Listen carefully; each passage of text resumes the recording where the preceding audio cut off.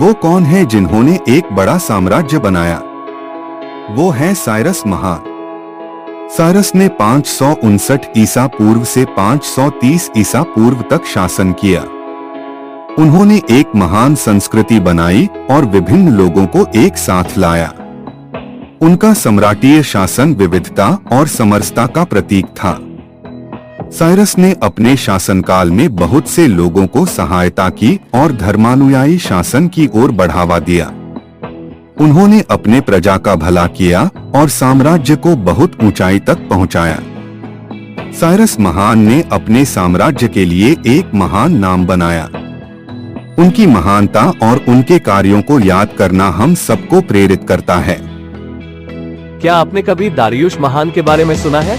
वे 550 से 486 बीसी तक राज करते थे और एक महान सम्राट थे। वे एक विशाल साम्राज्य के शासक थे और उनके शासनकाल में उन्होंने बड़ी तरक्की की। उनके सम्राटीय शासन ने विविधता और उन्नति को एक साथ लाया।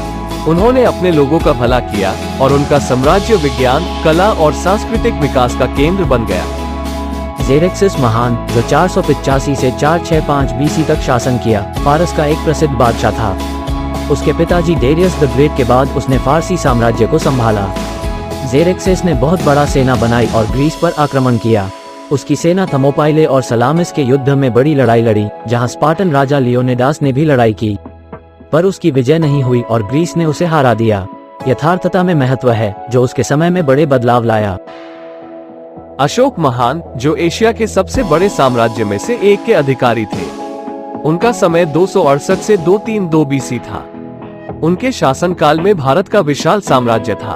अशोक पहले तो युद्ध का पक्ष था, लेकिन कलिंग के युद्ध के बाद उनका मन हुआ कि शांति और समृद्धि ही सच्ची है। उन्होंने धम्म को प्रचारित किया और इंसानियत और शांति के लिए बहुत कुछ किया। उनके स्तंभ और शिलालेख, जो शिलालेखों के रूप में थे, उनके विचारों को हमारे लिए अद्भुत संदेश देते हैं। अशोक की बड़ी मेहनत ये थी कि उन्हें अपने विचार बदलकर शांति को मनाना चाहिए और लोगों के लिए सामाजिक सुधार की दिशा में कदम उठाना चाहिए। कनिष्क के शासनकाल के दौरान संस्कृति और व्यापार का भी तेजी से विस्तार हुआ। उनके साम्राज्य के सिक्के और शिलालेख उनके साम्राज्य का महत्व और विचार यह सच है कि कनिष्क के शासनकाल के दौरान भारत का भी एक विशेष स्थान था। कनिष्क, जिसका प्रभाव आज भी उस समय से महसूस किया जाता है।